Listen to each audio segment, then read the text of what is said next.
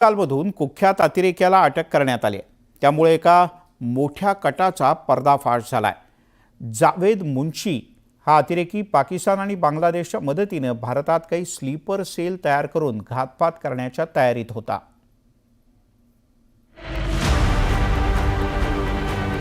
कुख्यात अतिरेकी जावेद मुन्शी याला पकडण्यात यश आलंय। जम्मू काश्मीर पोलीस आणि पश्चिम बंगाल पोलिसांच्या स्पेशल टास्क फोर्सनं संयुक्त कारवाई करत जावेद मुन्शीच्या मुसक्या आवळल्या। जावेदनं पाकिस्तानात दहशतवादी कारवायांचं ट्रेनिंग घेतलेलं होतं। लष्कर ए तोयबाच्या निर्देशानुसार तो कारवाई करत होता।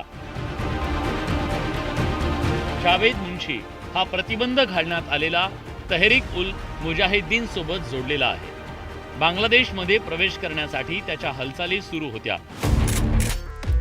जावेद हा स्लीपर सेल तयार करण्याच्या प्रयत्नात होता।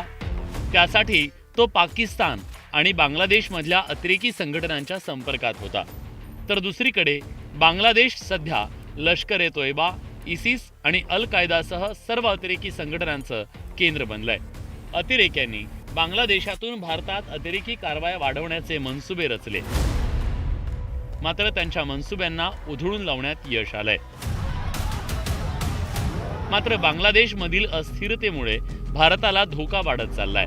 पाकिस्तान, बांगलादेश आणि चीन यांनी नेपाळ मार्गे भारतात कारवाया घडून आणण्यासाठी हातमिळवणी केली आहे। परिणामी देशाच्या सीमा अधिक मजबूत करून अतिरेकी कारवाया रोखण्याचं आव्हान भारतासमोर निर्माण झालंय। Bureau report, news 18 Lokmat.